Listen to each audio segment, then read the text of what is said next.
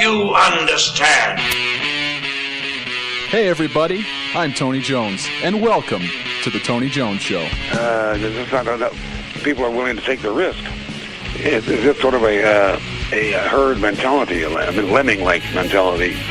If you don't go with the flow, you're anti-American and therefore a suspect. The Tony Jones Show, featuring punk, rockabilly, psychobilly, and Providence, Rhode Island's finest, starts right now. He's a dangerous militia member, I hear. Oh, and there she blows.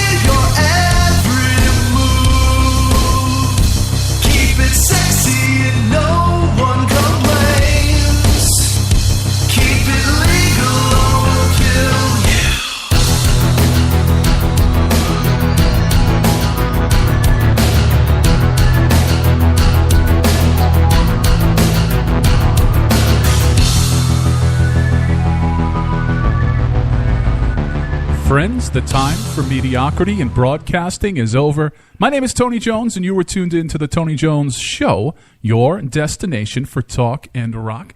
Online at tonyjones.org, facebook.com/Tony Jones Show. We're on the almighty Twitter at Tony Jones in RI. Thank you for tuning in and hanging out with us. A big thank you to the McGunks for joining us last week on the program, and I hear they had a rip-roaring good time at their show, and CD released last night. Of course, remember that you heard it here first on the Tony Jones Show. Kicking things off with some Down City Armory Double Wiretap, the name of that one. Now, the best thing about having your own show, and especially your own show in an independent media realm, is that you just get to talk about stuff that you like, and you get to bring in people that you think are cool and that you see around. And that is the case with my guests. Well, of course, DJ Psycho Eddie is here. Eddie, good evening. Good evening. And making his return, yes, a Tony Jones Show repeat offender, Travis Landry is here. He is the toy director for Bruno and Company Auctioneers in Rhode Island Comic-Con. Travis, welcome back. Thank you, Tony. Great to be back as well, Eddie. Good to see you again. A lot of stuff, has happened since the last time you've been here, and a lot of stuff in your career. A lot of people remember you from the Travel Channel, from Toy Hunter, and it seems that for a young guy, you've been kind of around this area. And for anybody that listens to the show knows that I am a lifelong collector. I collect things that probably are just going to have no value whatsoever, but I collect them nonetheless. But how did you get into this whole, this whole world of toys and comics and collectibles? So basically, from a young age, my parents, that's how it all started. They were big antiques collectors, but I did not care about the old dark wood and pottery and porcelain, all that weird stuff. I like my toys and comics. Right. So I started collecting Transformers. That was my big thing. And even though I was born in 95, my first Transformer I ever played with was a Generation 1 Jetfire. Mm-hmm. So you can see how I got that bug in me, because that's an awesome toy. And since then, started collecting, bought and sold my first collection at 13. Wow. And I was a senior in high school when I got cast to go on Toy Hunter, which was a blast. And being with Toy Hunter, that got me hooked up with Comic-Con, where I met Steve. And that's where we started putting together the toy auctions. And then I started working for Bruno & Co. Auctioneers. And then we started going together, and now I work for Bruno & Co. full-time. I do their antiques and their fine arts, but in partnership with them, I do the toy and comic auctions. So, and we were just talking about this off the air, those first few Comic-Cons that happened, they were great events, but they were nothing compared to what's happening now with 80,000, 100,000 people coming through the it's totally different. Rhode Island Comic-Con in its first year, you had half of the large room in the convention center. Now you're at the Dunk. You got tents going up in the back, and you really have a San Diego or New York level lineup in terms of guests. I mean, we talk to people. If you don't know, DJ Psycho Eddie here is an Uber driver, and there is nobody that has the pulse on the population but an Uber driver.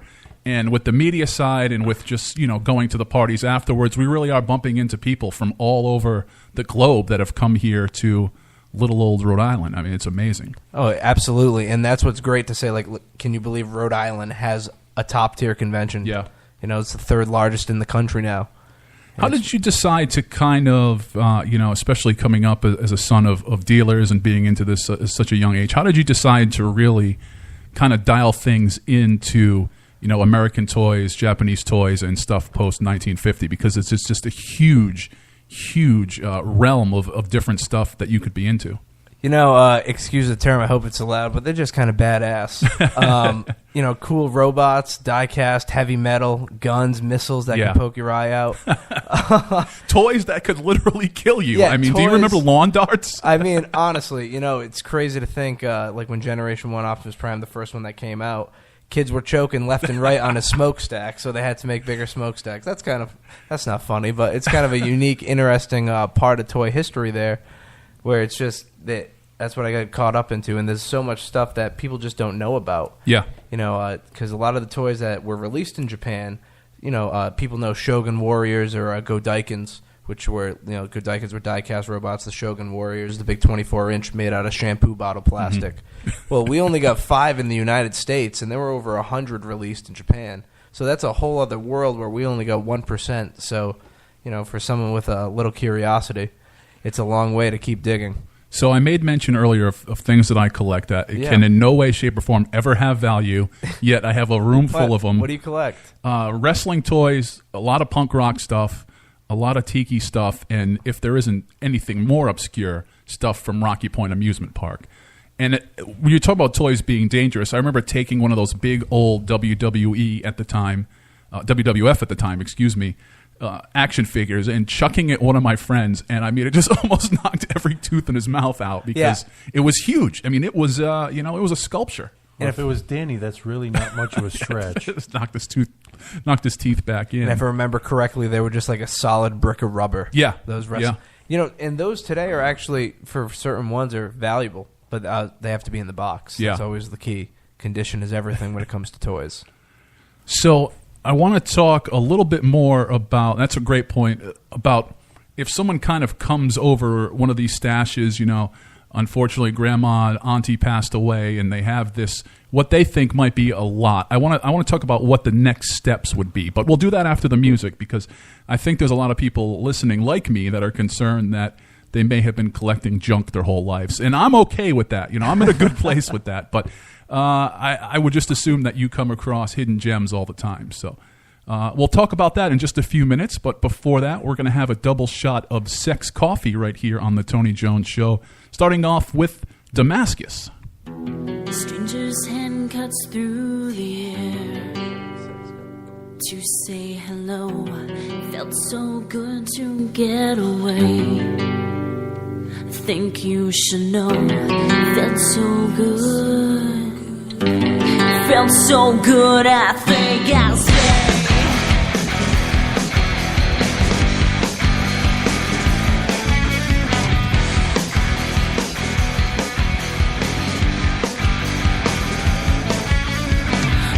Through a bit of tongue to hide the strings that come undone. Past with never-ending lane, violence lost within. Piece of power mind creates a systematic overflow. Inside myself to feel much stronger than I. It didn't make much sense. Couldn't help myself. Didn't make much sense. Can we drive until the sun goes down and back around and never replay?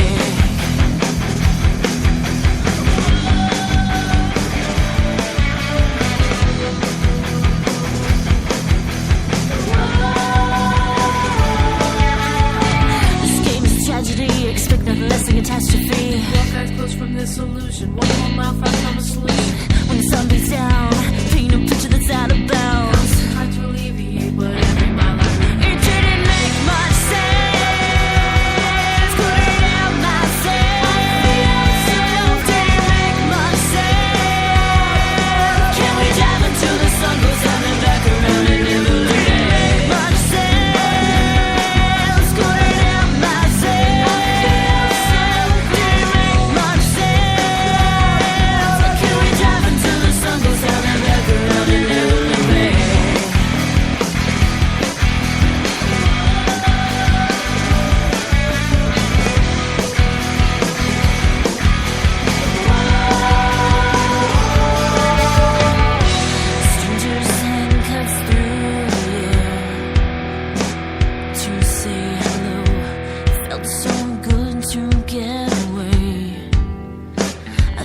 You should know. Felt so good. Felt so good. I think I'll stay.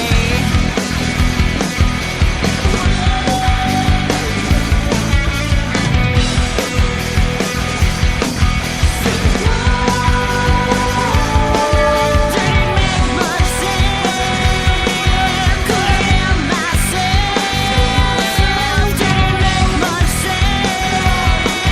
Can we drive until the sun goes down and back around?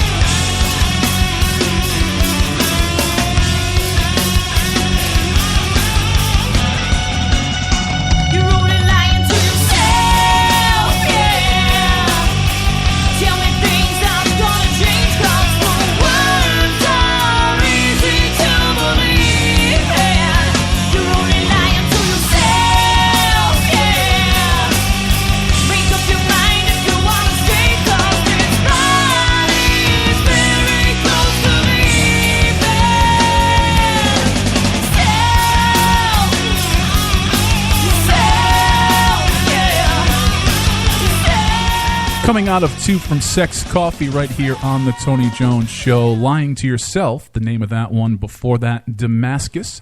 Thank you for tuning in and hanging out with me as we spin the best local music around. Don't forget, I do monitor the social media accounts throughout the broadcast. Facebook.com/Tony Jones Show. Hit me on Twitter at Tony Jones in RI. And, of course, don't forget to click on the contact page if you'd like to get us your music, you'd like to be in studio, rifreeradio.org or tonyjones.org. DJ Psycho Eddie is here, and we're talking all things comics, collectibles, Comic-Con, which is coming up with Travis Landry. And before the break, we were talking about the idea of, so Travis, say somebody's rooting around in the cellar, they come through the stereotypical old Foot Locker, chuck full of toys, or maybe, unfortunately, auntie or grandma passed away. They think they have this stash of antiques. What's the next step for somebody in that situation? Well, the next, I mean, everybody, especially in today's world with everything that's on TV and what people can just think they can easily Google on the internet, you know, you want to find a specialist, someone who knows, and I'm not just saying for myself, but somebody out there who's reputable who can tell you exactly what you have. Because you don't want to give something away for less, or you don't want to give something away for anything or for free if you don't even know what it is. And a lot of times it's like through the auction house when we go on house calls, people will say, "Oh, don't worry, we already cleaned out everything in a dumpster. We left you all the good stuff."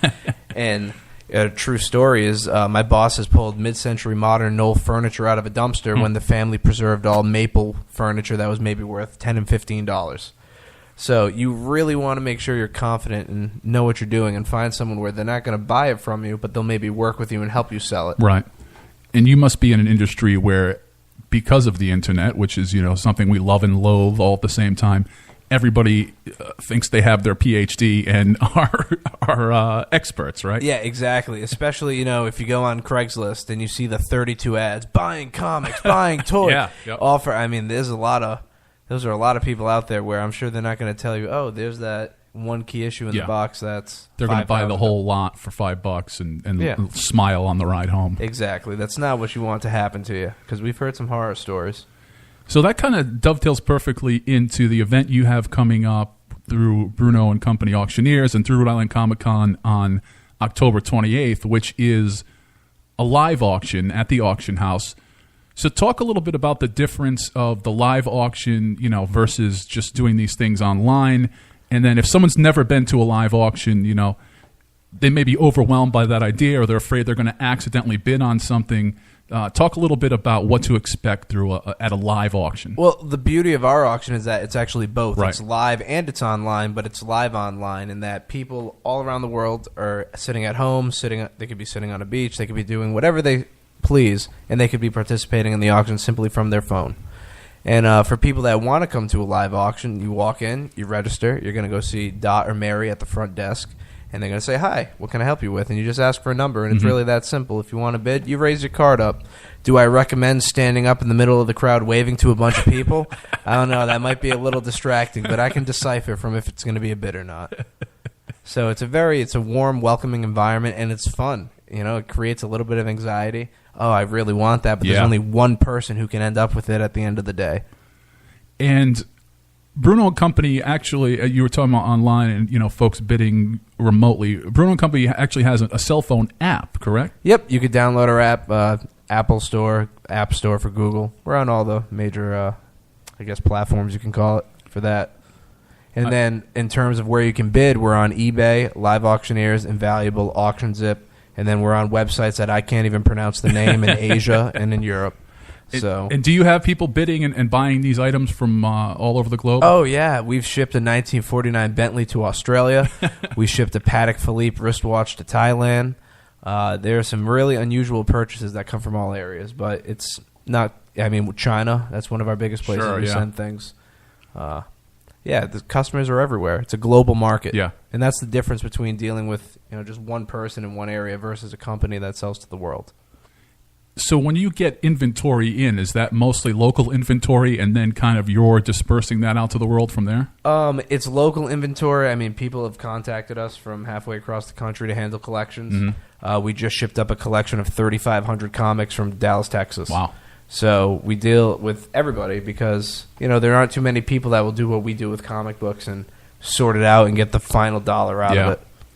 That's awesome. We're going to head back to the music now. We're talking with Travis Landry, and of course, you know that I love this whole space, but we're going to talk about what Travis has coming up, and again, we'll talk a little bit about Rhode Island Comic-Con because it's just a stellar lineup this year. But before that, we'll get back to the music. Up next, some Ravi Shave. This track is Indecisions right here on The Tony Jones Show.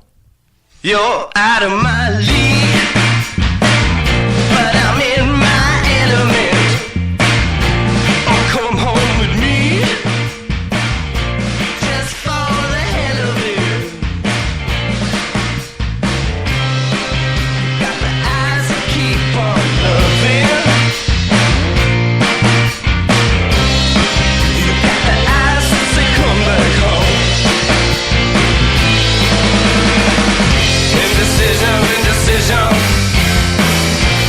I describe what I'm missing. Indecision. Indecision,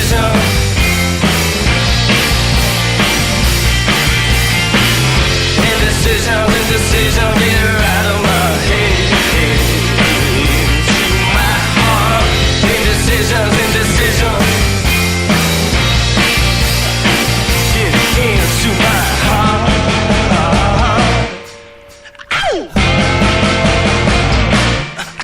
Give you some more loving. You're out of my league, but I'm in my element. Oh, come home with me, just for the hell of it. You got the eyes that keep on loving. So alive to come back home. Indecision. Indecision.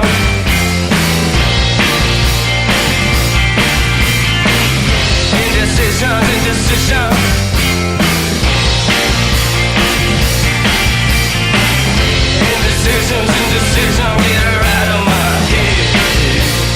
Into my heart. Indecision. Into my heart. Ow! I've got to give you love.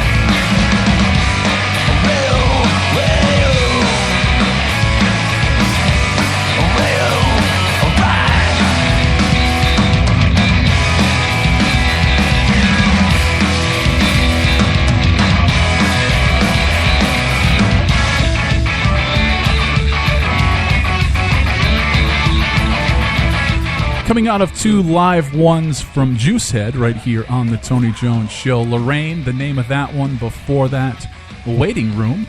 And then before that, I brought you into some Ravi Shave Indecisions, local band doing some big things, currently in Brussels. And they're going to be in Brussels doing a residency until December 30th. Now, I just barely made it here from Wickford.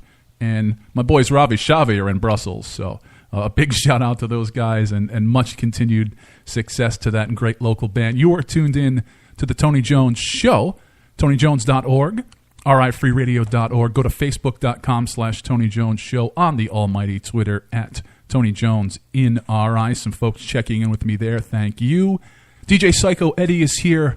Travis Landry is here. He is the toy comic guru of Bruno and Company Auctioneers, Rhode Island Comic-Con, and you may remember him from the Travel Channel's Toy Hunter, but you have something else in the works, and I know this is, I don't want to sloppily talk about it because you're still working on all the details, but what do you have coming up with Antiques Roadshow? So, yeah, that's the very exciting news going on right now. Is I just started filming this past season 22 for Antiques Roadshow, representing both Rhode Island Comic-Con and Bruno & Co. Auctioneers in the collectibles department. My first stop was out in Green Bay, Wisconsin, which was a bunch of fun. Then they invited me back to help out in the last spot, which was Newport. And it's exciting, a little nerve-wracking all at the same time. Yeah. I'm officially now like the youngest person ever to go on the show as an appraiser.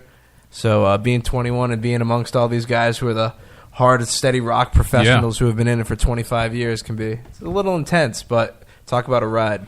So talk about the difference between being a younger person in this area, and actually it's something I saw in radio coming up.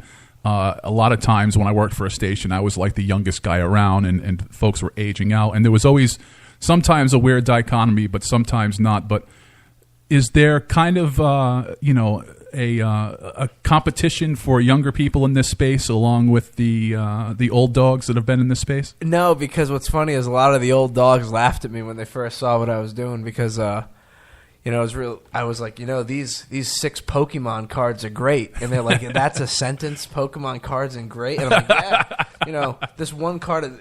It came across there were 20 Pokemon cards, but the 6 were like first editions. Wow! And of the 6, there was a Charizard. That was Gem. It was Gem, like Gem 9 if it were to be graded. So figure that's a $2,000, $2,500 card for someone out there. And to think that's a Pokemon card from the mid '90s. And these guys are still thinking, I got to buy my 1810 grandfather clock, and I got to seek out that, that floral porcelain dish set. And I'm like, no, there's a lot of money out there in a different type of world. So it's just exposing. It's just the change right now in the antiques world of what's becoming valuable and what people are trying to hold on to still be valuable. There was a lot of that happening regarding Magic the Gathering, right? So a kid would go off to college, or they'd move out of their parents' house.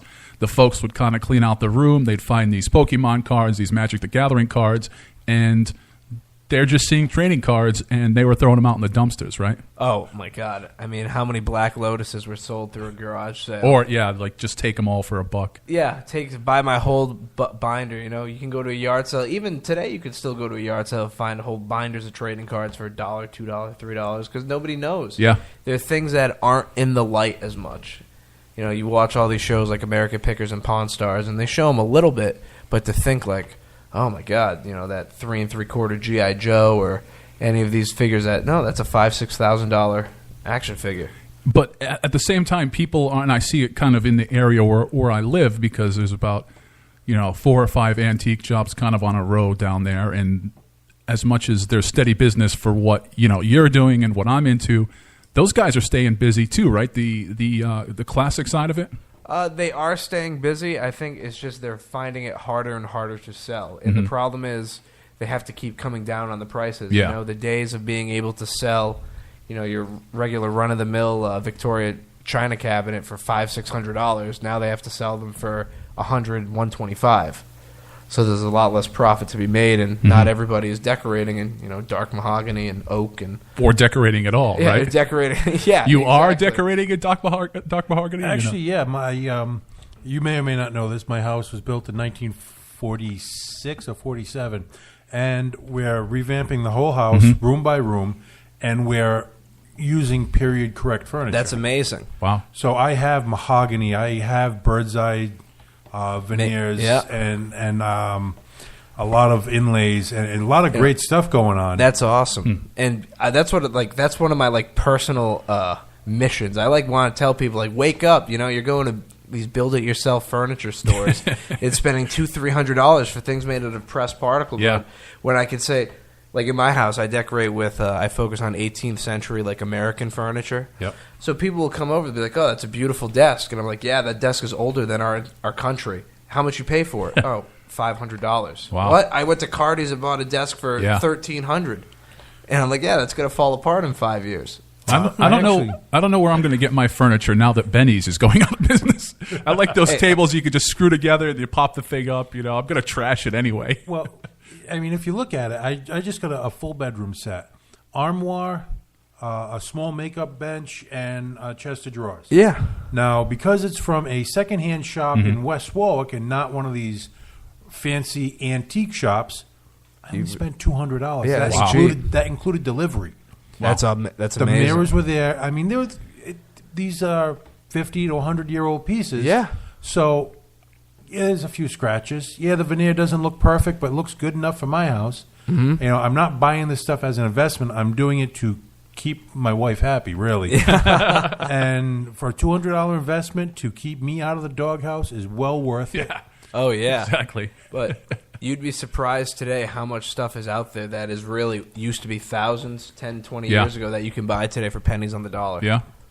Yep. It's and that's going to, perfectly into our kind of last segment. I want to talk a little bit about, what you kind of see in the future of this industry and, different things coming down the pipeline. But before that, we'll get back to the music as I take a quick look at the clock in radio time. We're starting to run out of it. So we'll hear two from the October Accord up next, the unfortunately now defunct October Accord. But, well, we're going to play them anyway. This one is Cheap Shot. You heard it here on The Tony Jones Show.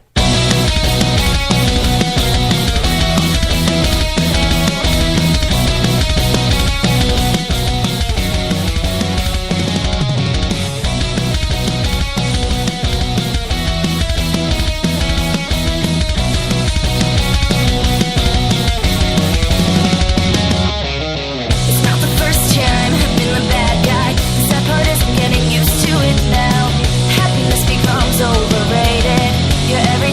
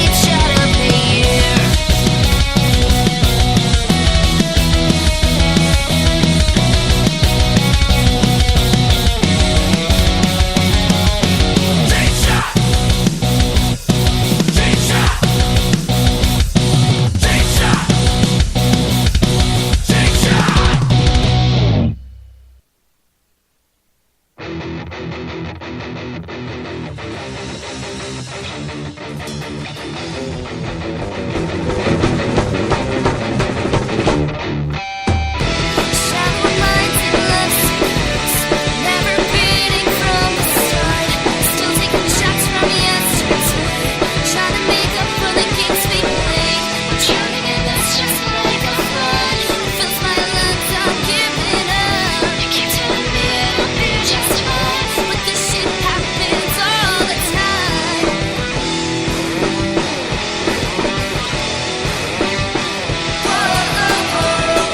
I'm finally seeing what's in front of me. No more hiding from it. I can stand to help me sing this. Darling, I confess this blood is higher than the rest, and I will do my best to keep my head above it. Was a time I thought that I would look back on these days. Now when I do, it's in disgust. I'll tell myself it's just a phase. I left my home for this and you took it away. Don't think you'll be missed. I wish that you'd stay. Locked doors, no escaping now. I'm gasping for air. Don't think for a second that I still care about you.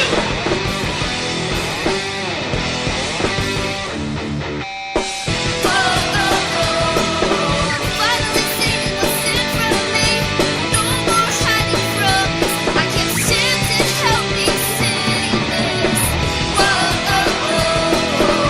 Darling, I confess the blood is higher than the rest, and I will do my best to keep my head above it.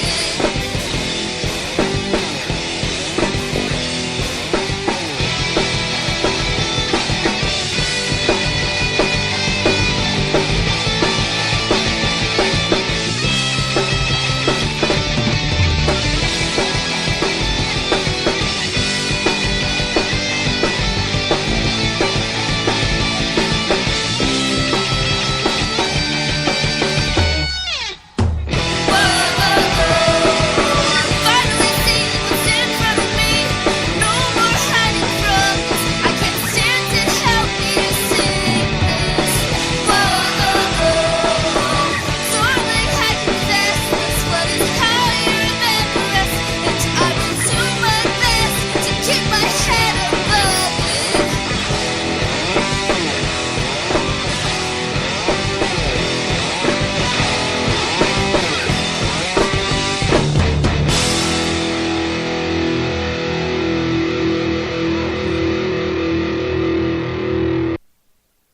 Fine, it's nothing more than lies, but that's only an ugly word when you make it seem that way. I'm reading between the lines, I'm searching for the signs hidden in this endless day. Fine, it's nothing more than time, well, I'm just taking mine before it turns into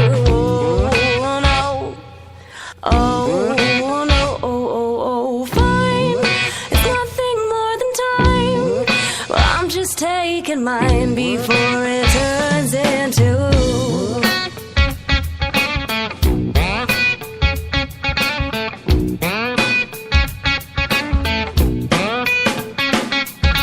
Time is just a nicer word for taking all your worth and throwing it away. Time is just a nicer way to show the price you pay when you throw it all away. Fine, it's nothing more than time. Well, I'm just taking mine before it turns into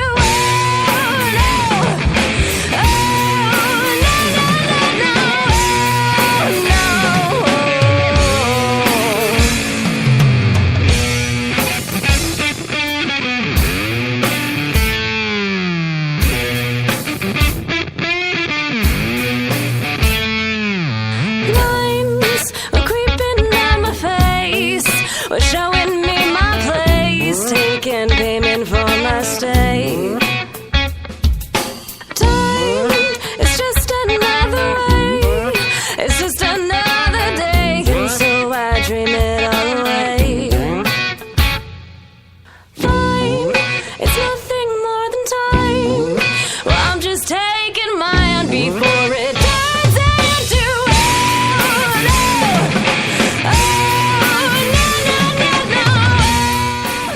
the name of that one, The Can't Nots, right here on the Tony Jones Show. Before that, too, from the October record, The Flood, a demo that they sent me back in the day. And then before that, Cheap Shot of the Year.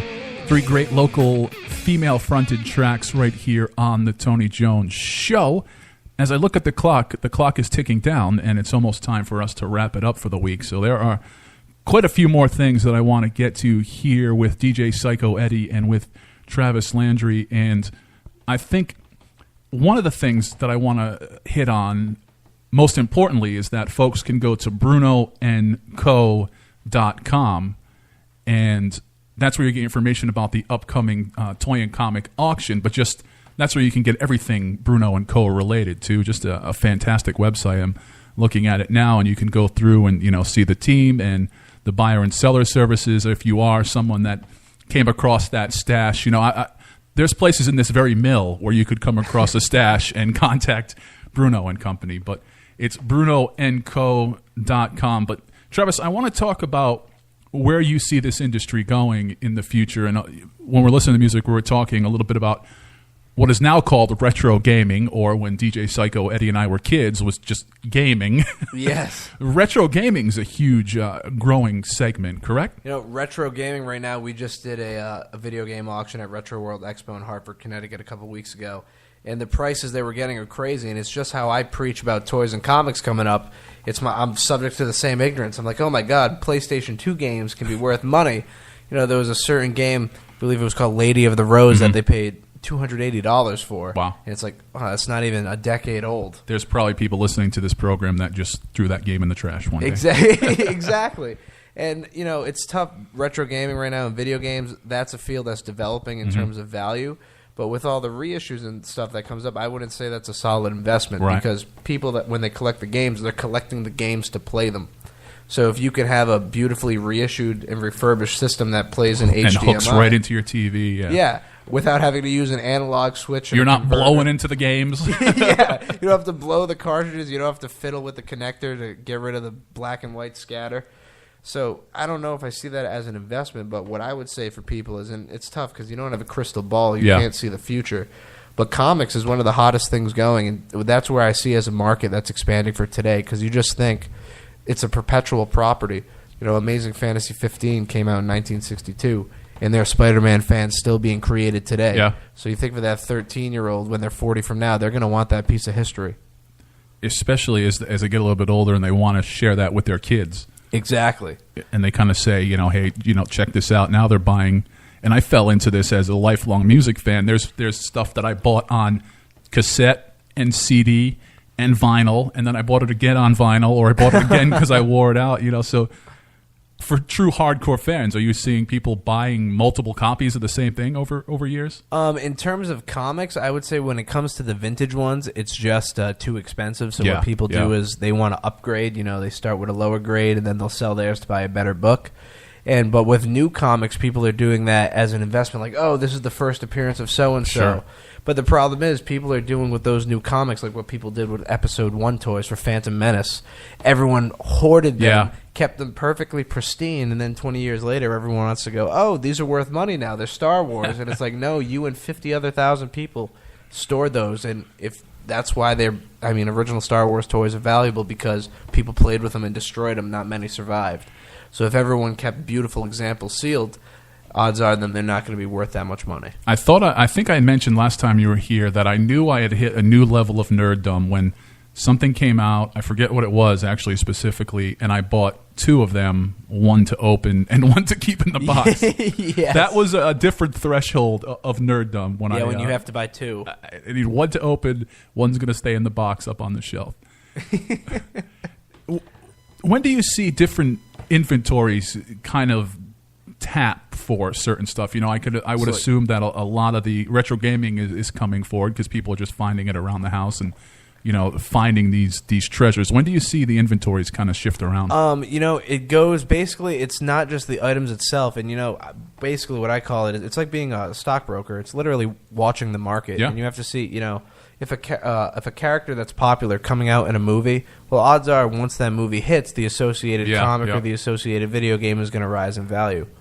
You know, it's just like how Tom Clancy has his movies come out. Well, vintage Tom Clancy video games rise in value. And it's the same thing with comics. You know, Deadpool, New Mutants 98. Yeah. The first appearance of Deadpool. You could have bought that book 5 years ago in pristine condition for no more than $15. It was a bin book. It was a new comic, modern book that nobody cared about, who was Deadpool. And then, you know, there's a resurgence of Deadpool. The movie comes out. It hits.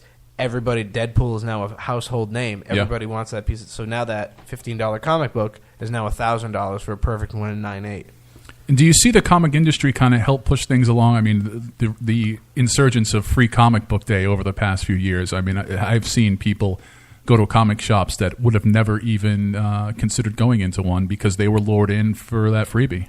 Yeah, exactly. I mean, the comic book world is here to stay. I would say it's so big, and with everything else that with Comic-Con, with the movies that are related, and it's no longer like the nerd in the closet. Thank God. It's no longer. It's like it's the time of the nerd. You know, it's popular now to be a fan of the Avengers. It's popular to like Transformers. It's cool that you like G.I. Joe.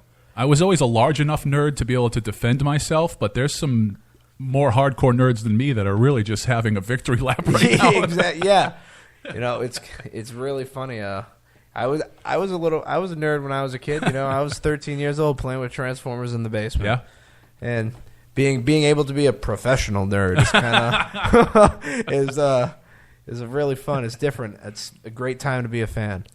Well, when you think of, you know, people with cool job titles, director of toys, I mean that's up there with you know, just great job titles. And unfortunately, we're starting to run out of time. But do you have anything in the in the pipeline you want to mention? Things coming up? Yeah, it's just Rhode Island Comic Con. Make sure to come visit me Saturday. I got a panel going on for investing in pop culture. So if you want to know how to trade comics like stocks, come and hang out. Come check out our toy and comic auction coming up on October 28th. You can always follow me on Twitter at Travis_Landry. And I'm always around. And if Tony, it's a pleasure. If you're at the con, keep a lookout for me. Keep a lookout for DJ Psycho Eddie, who may be a clown, who may be Guy Fieri. You know, you never know what you're going to get. Actually, no, I'm putting the clown by the wayside unless I get another popular resurgence. That's just the investment in time to get my makeup. A lot of done, makeup, yeah. And the costumes just don't fit like they used to. I'm not. It's the big floppy shoes, right? Yeah, we'll go with the shoes. That's it. No, I had a tragic wardrobe malfunction not that long ago. Oh my! And blowout. The jumpsuit is no more. Well, that about wraps it up for this week's Tony Jones Show. Be sure to go to TonyJones.org, RIFreeRadio.org, Facebook.com/Tony Jones Show. We're on Twitter at Tony Jones in RI. Don't forget to go to BrunoandCo.com. And I'm going to leave you with a few tracks from Blindside Thunder, starting off with Dream Girl right here on the Tony Jones Show. Bye, everybody. Bye.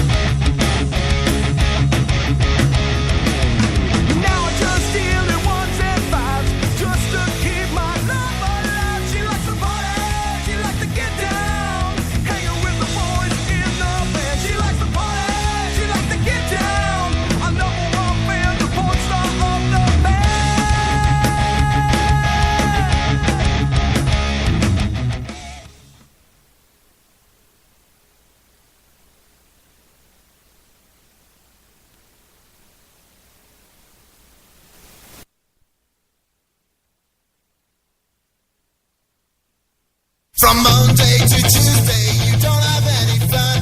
From Wednesday to Thursday, just gonna out for a run. Friday and Saturday, you're always getting drunk. And Sunday, you stay at home and never thought of church.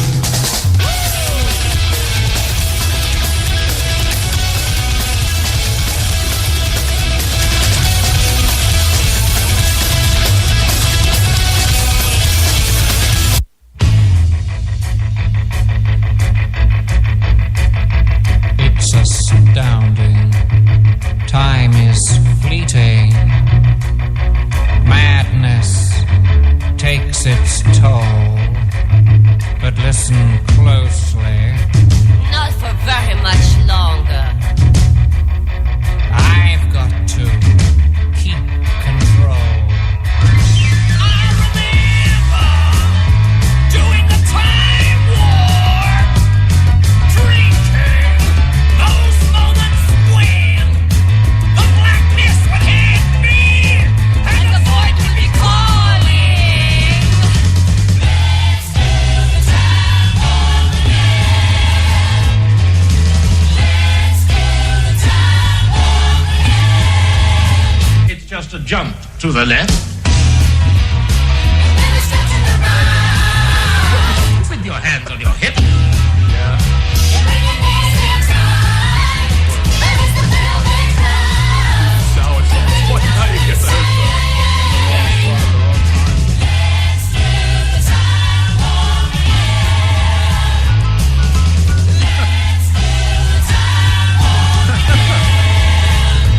It's so dreamy.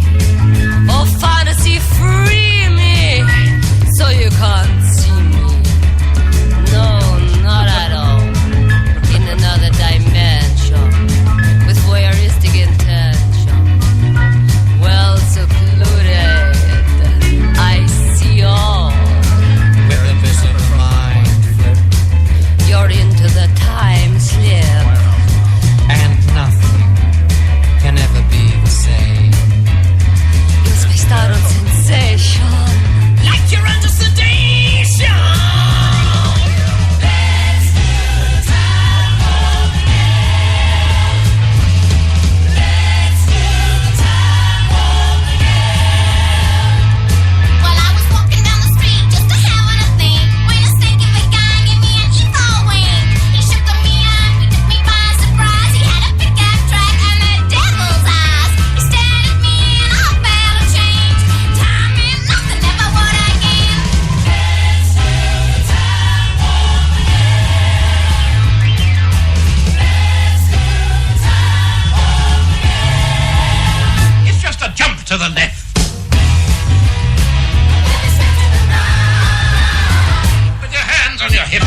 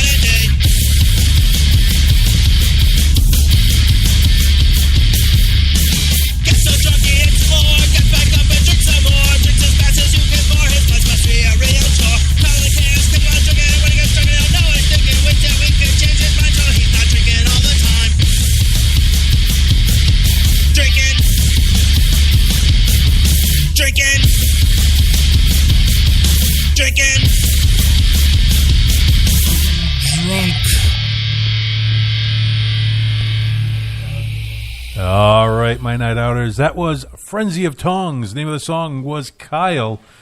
Actually, a good friend of my in-studio guest right now. We have in studio Mr. Travis What's your last name? Landry? Landry, right? there you Travis go. Landry. You got it. From Bruno and Company Auctioneers and toy director for Rhode Island Comic-Con. Hey, I even remembered all that. Before that, by the way, yeah, he had to puppet me to get me through that one, but thank you. Before that was Rocky Horror Picture Show Time Warp. Yeah, there we go. See, I'm remembering everything because it's written down in front of me. So, guys, like I said, we have in-studio guest Mr. Travis Landry. We also have in-studio Mr. Tony Jones. Yes, very true. And we're going a little bit off the script here because, we got a lot of stuff to talk about because Mr. Landry here is going to be at one of my favorite conventions, the Rhode Island Comic-Con convention. But he has one of those jobs that, you remember the kids that you used to get beat up a lot because, you were interested in girls and they were still playing with Transformers out in the backyard? Yes. Well, this is one of those guys that was doing that. And now he's got one over on us because he's made a career out of this. And I have a girlfriend. That is I like can the attest. She's real. Yeah, like that is the unbelievable part. But no, yeah, I made. It's cool to say that I play with toys as a job.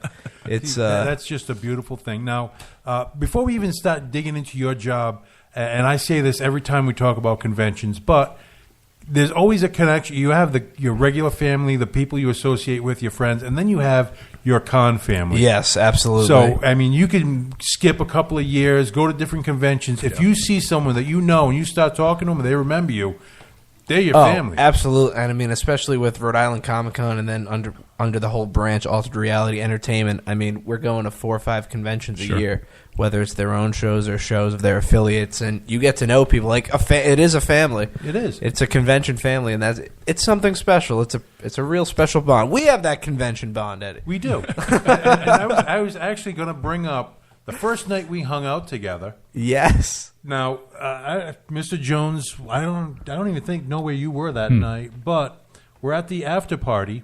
We're sitting at a table with Grammy and a Glow, 100. one or two other B, C, D list celebrities, and of course Ryan was working his booth all day. Travis was working his booth all day, so he really didn't get out to see the B, C, D list celebrities. So we're sitting there, we're having a drink, and he turns to me and says, "When are we going to see some celebrities?" Fortunately, Grammy stands about 4 foot tall because I thought she was going to sail over the table and choke him. Yeah, that was a fun night. I can't believe how long ago that is now. Time flies. Yeah. Travis wasn't probably even old enough to drink at that time. No, I know. That is definitely a new, exciting thing in the world. That is not true. He was just 21 when that happened. Especially if the legal department is listening. Yeah, always 21. I don't have that ID anymore, though. It's just my mass one. But no, that's like I said, it's one of the things, if you go to conventions a lot, you see a lot of the same vendors bouncing around different areas, and you get to know, number one, what they have as far as goods, which is really good for you because if you make a connection with these people, chances are they're going to be doing a better deal with you. Absolutely. And when it comes to these vendors at the show, you can see it right away. There are the vendors that have had the same inventory for 5 years. Since the inception of Rhode Island Comic-Con, they're still bringing the same book for $450 that they're asking, where it's only worth $275. And then you have the dealers where it's a book worth $325, but they'll let it go for $250. And they have those room, and they're there to sell today. So you have some people that are there more to exhibit what they have. Yes. And if they happen to sell it at a much higherly marked up price, great. Mm-hmm. And then you have the other ones that I'm here to make money. Yeah, the real wheeler and dealers. Yeah. Speaking of wheeling and dealing, what do you have going on at Comic-Con this year? So basically at Comic-Con, I'll be having a panel on Saturday for investing in pop culture, which is going to be a lot of fun. So if you want to think about if you ever thought of a comic book as a stock, that's definitely something you want to check out. But then right before Comic-Con on October 28th, which is, what is that, 2 weekends before, I think, the convention? Yeah. Yes. On a Saturday, we'll have our toy and comic auction over at the gallery on 63 4th Ave in Cranston for if you want to come check out some high-end toys, comics, and just get a feel and look at what the stuff is. It's different than going for people that want to handle an Amazing Fantasy 15 or an Avengers 1, X-Men 1, we'll let you touch it, smell it. You can even lick it if you want. I don't really care. It's in plastic. So it's a cool chance for people to see a lot of... It's like going to a museum for a day. You have to be careful when you say stuff like that. Especially if the legal department is listening. I'm not even worried about legal department. I know some of my listeners personally. Trust me, they will come down and try to lick whatever I heard they it on the can. show. Yeah, I heard he said I can lick it. Okay. Once, just quickly. So, before we start getting into really the nitty-gritty, we're going to go to some more music. You got it. Here's a band that I've had the pleasure to work with a couple of times. The name of the song is Kaiju Mosh. This is Roadkill. We'll be back in a minute. Ooh.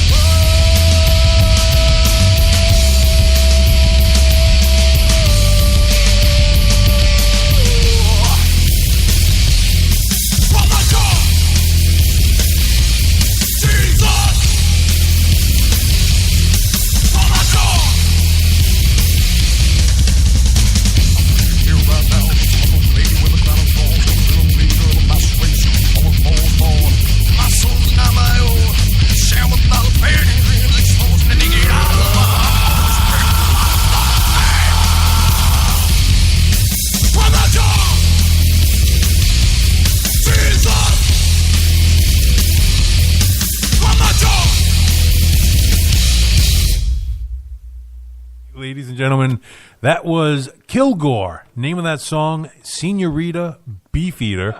Before Roadkill with Kaiju Mosh.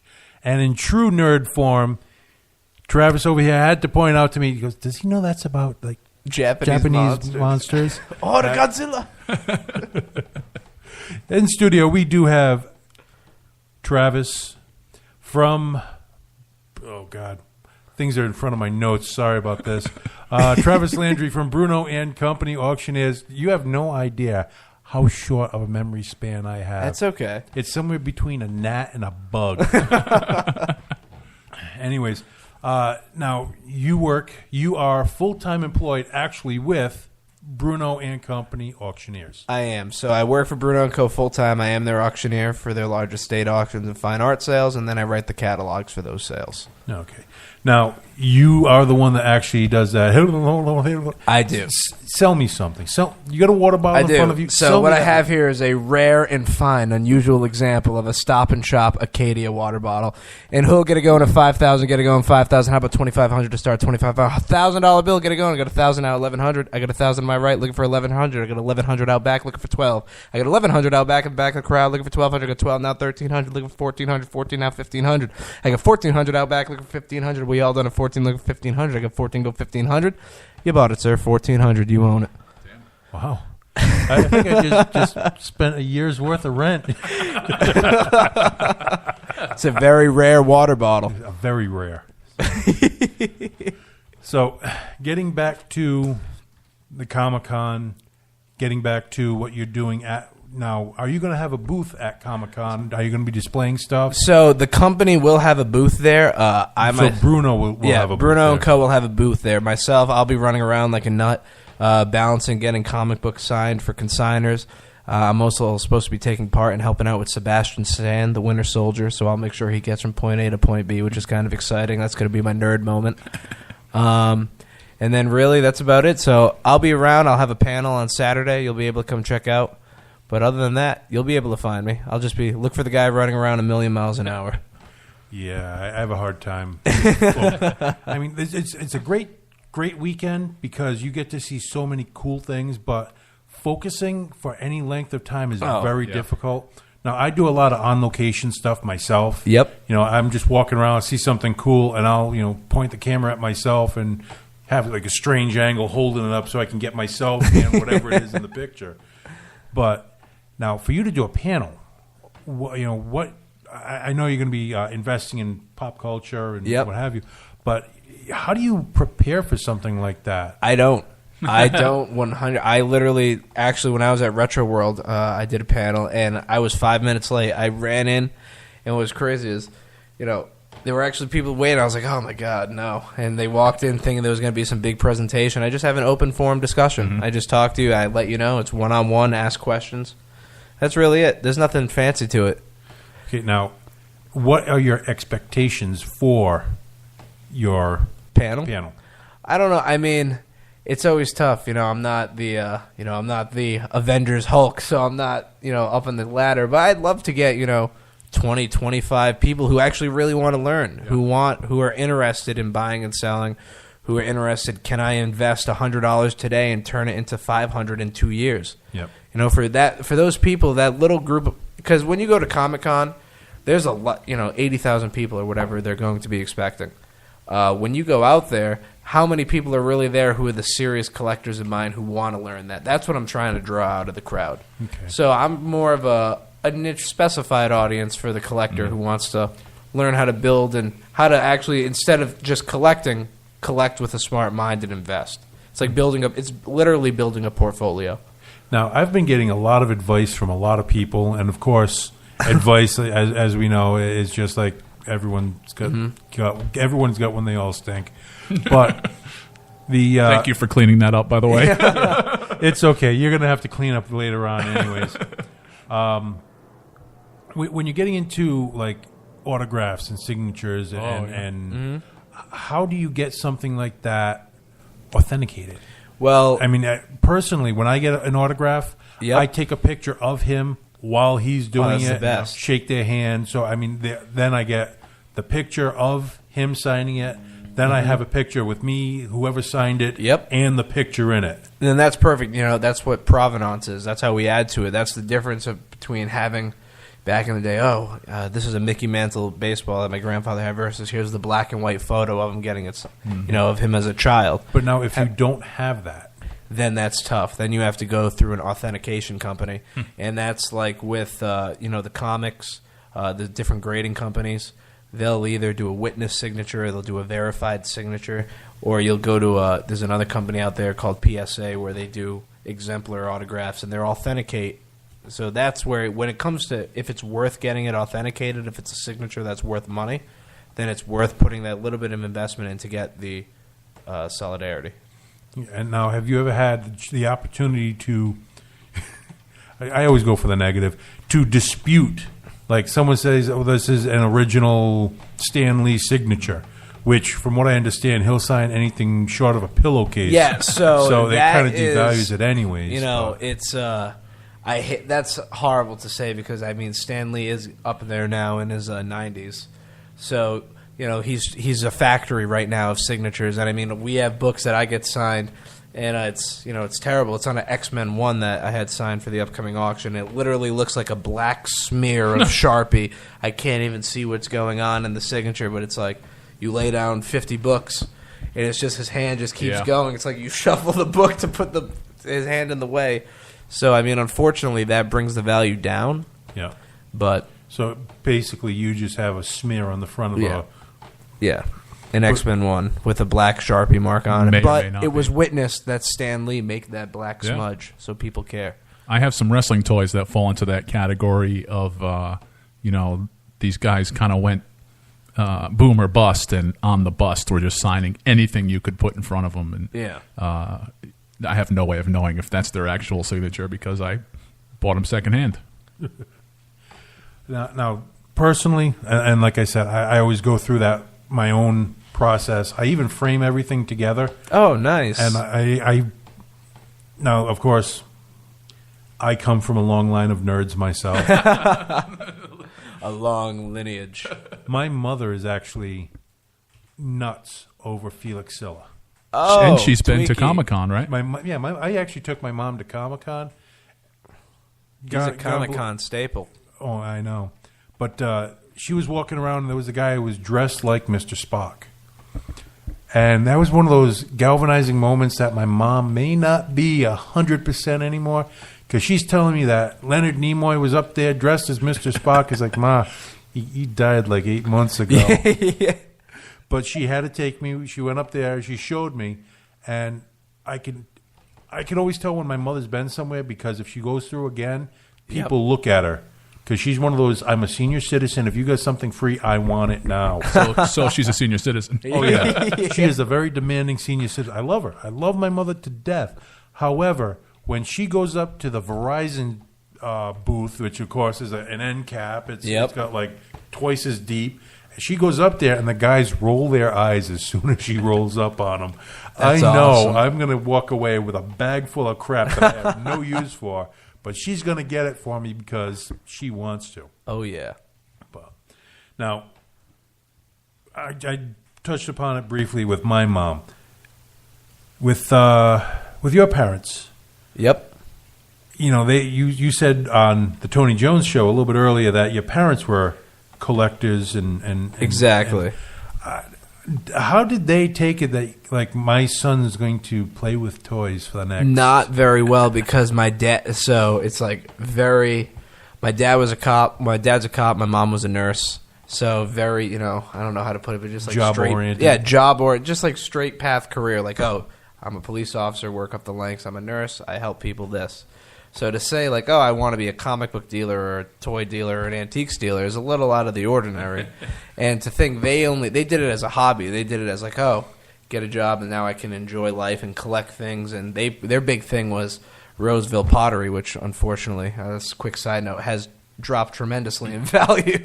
Not everybody wants floral pots with blue and pink glazes on them. But that's how I just really got into it. They were collectors, and every Friday from...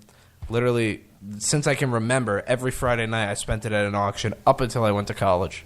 Every Friday was at a local auction. Well, you actually brought up a good point with the dropping in price of what they were collecting. Who actually determines what something is worth?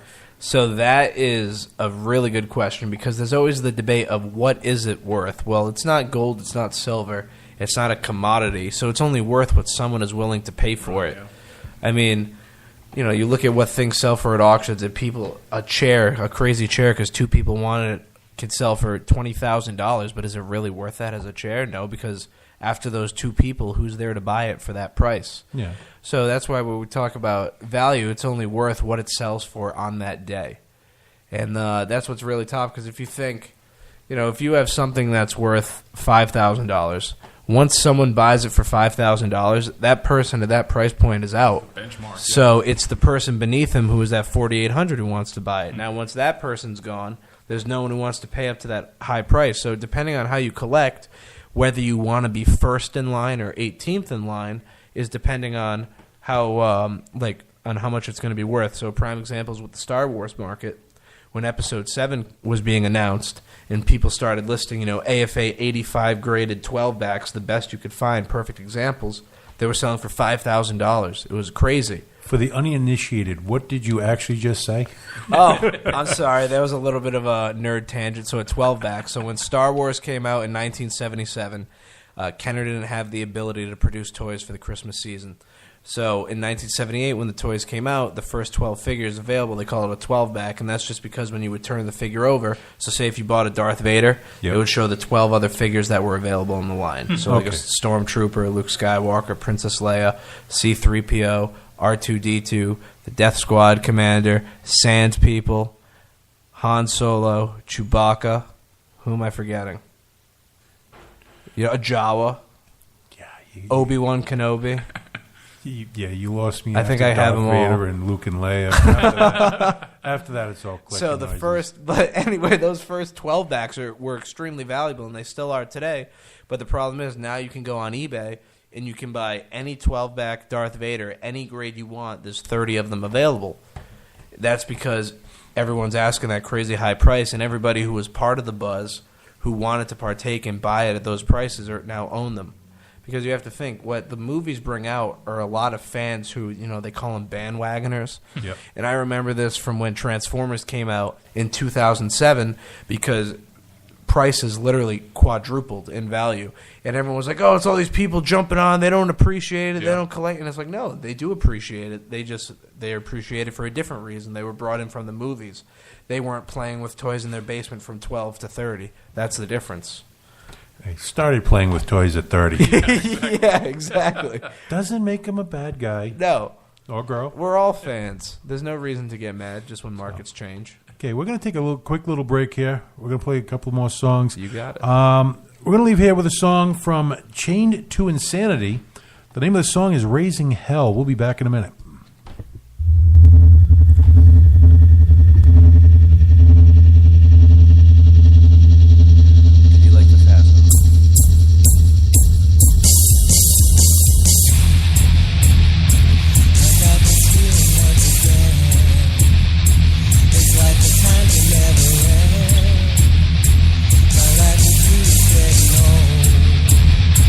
It's got my blood running cold.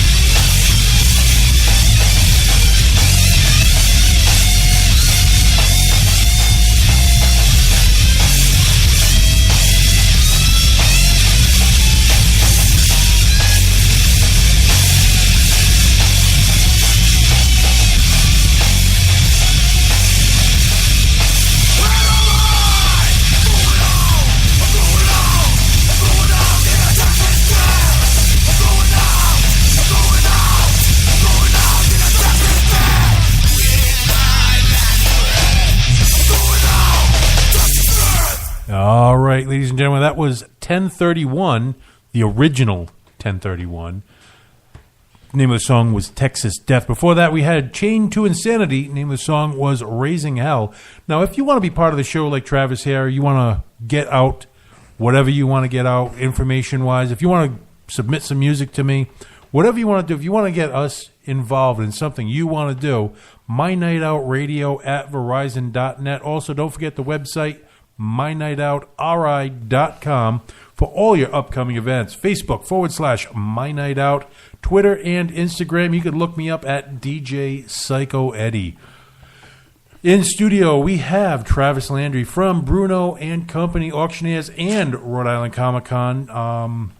He's one of the guys that I've known pretty much since Comic Con started. Yeah, more or less. Within the first year or two, we started hanging out. Great guy to get to know. If you see him walking around, he is doing a panel on Saturday at Comic Con. Also in studio, we have Mr. Tony Jones. Great to be here. Now, one of the things that I really like doing, now I don't know about you, but the food at the convention center is shit. Let's not beat around. And expensive. Yeah, expensive. yeah. You know, my wife and I, we pride ourselves in not eating crappy food. This is the first episode in forever that I haven't actually started talking about food right off the bat.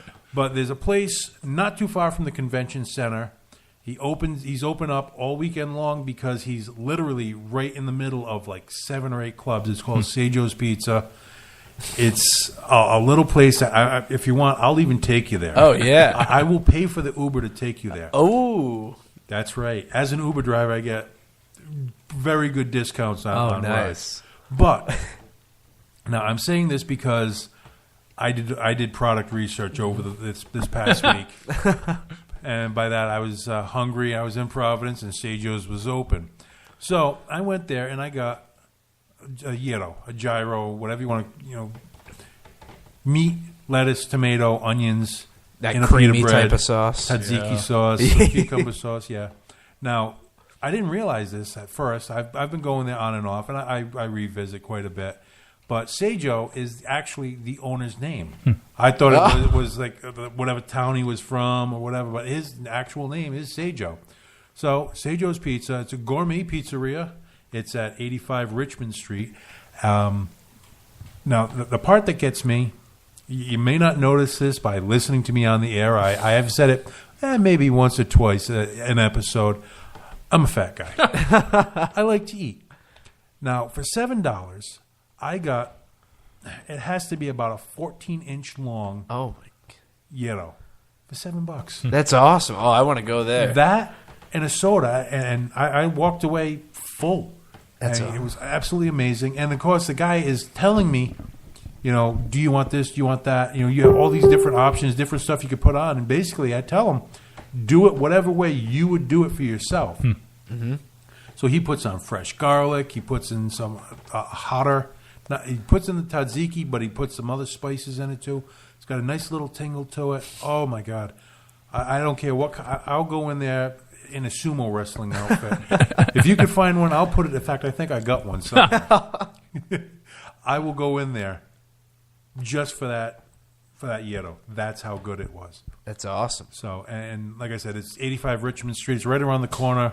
If you're familiar with Providence at all, second floor right above it was Alchemy. First floor is Ego. Former Spike's Hot Dog.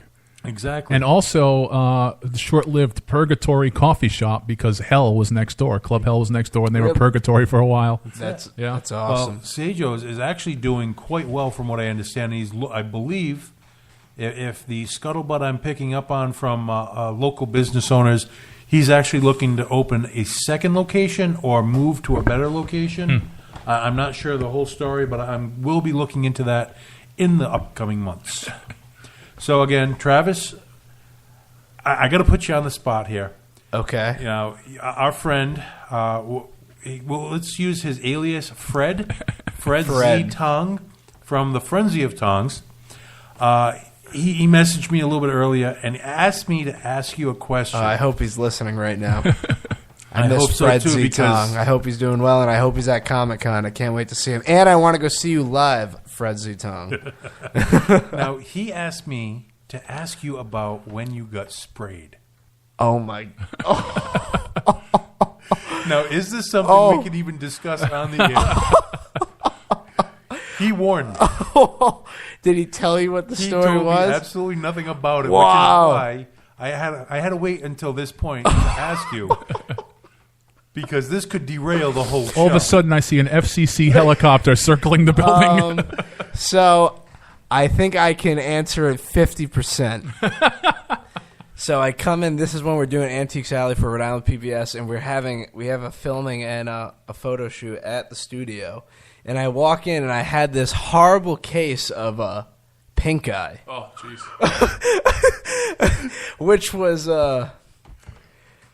which was caused by a oh man, this is gonna get really weird sounding.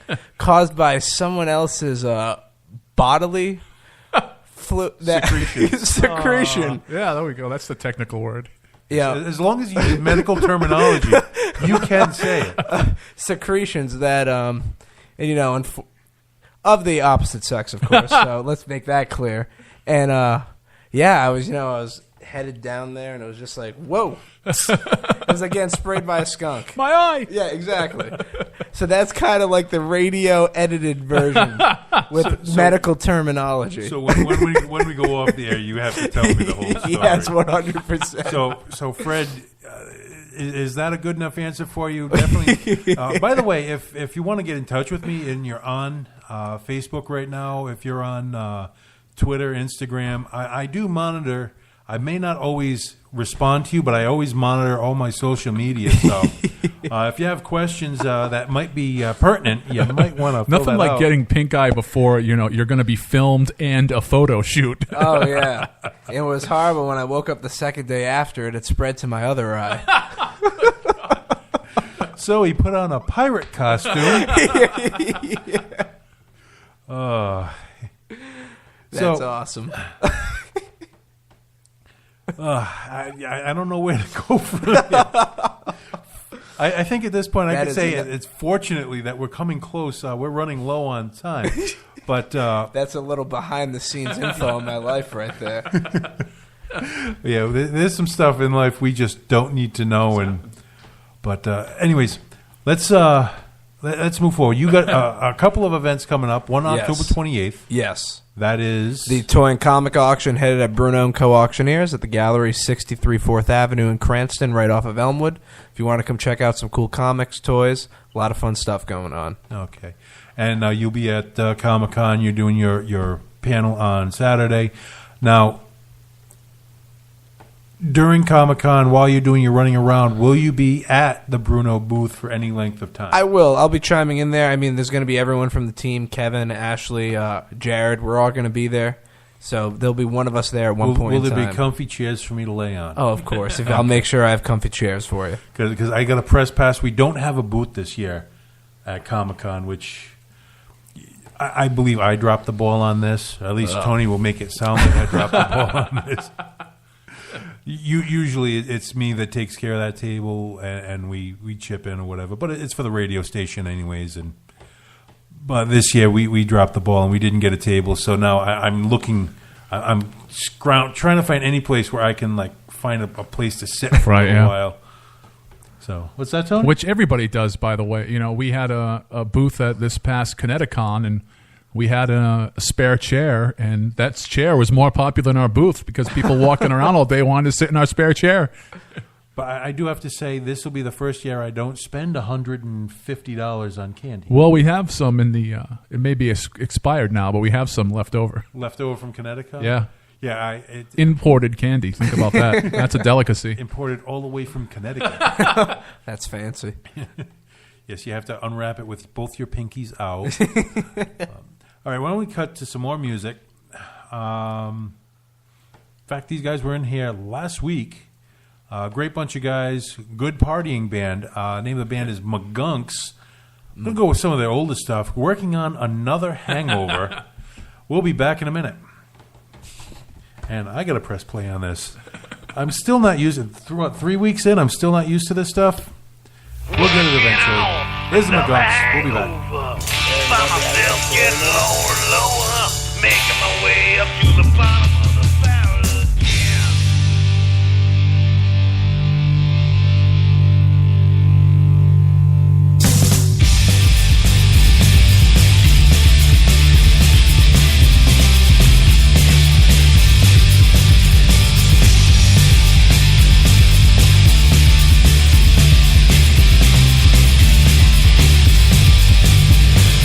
Never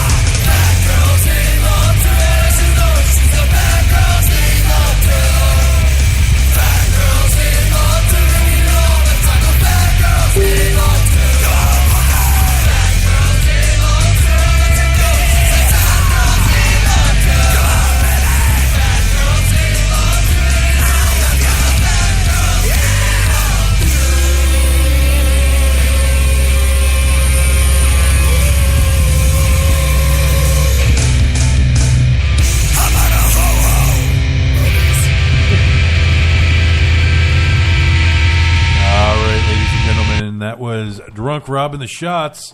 Fat girls need love too. Which kind of plays into what we were talking about earlier. Yes, before that, we had the Magunks working on another hangover. Now, totally unplanned, but oh so apropos for the conversation we just had. Some things in life are just a little more disturbing because it's true. Yeah.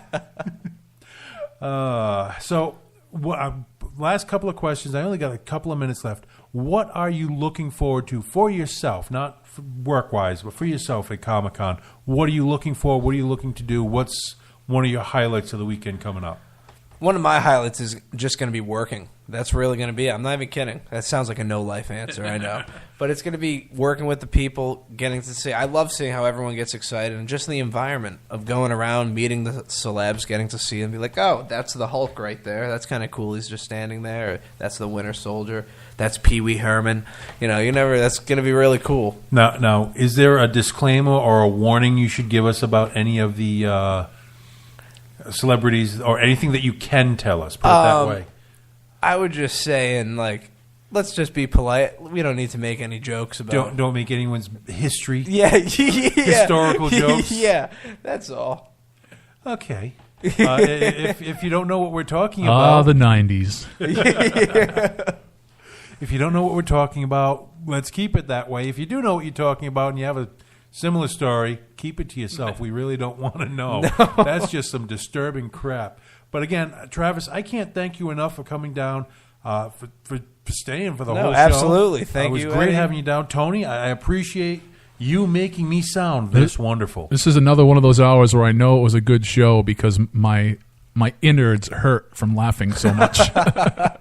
Oh, you get used to that after a while. Innards hurting, that's getting old. But I'm looking forward to seeing everyone now. Comic-Con, if I'm not mistaken, is the second weekend. Yeah, so 11th, 12th, and 13th?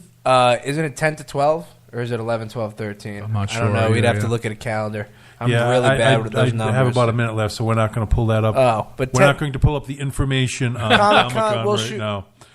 And then we have the toy auction on October 28th. You can always follow me at Travis_Landry on Twitter. This is a little high school of me, but at TLands, _Z on Instagram. Also, don't forget Bruno, BRUNEAU, and Company Auctioneers. They're also on Facebook, and you can even shop online. That's pretty cool. Yeah, all our auctions are online. So, ladies and gentlemen, thank you for listening in for this wonderful, fun-filled hour. We're going to leave here with a group that I've had the pleasure to work with several times. The name of the band is Most Dangerous Men Alive. The name of the song is Lose Control. Have a good night, everybody.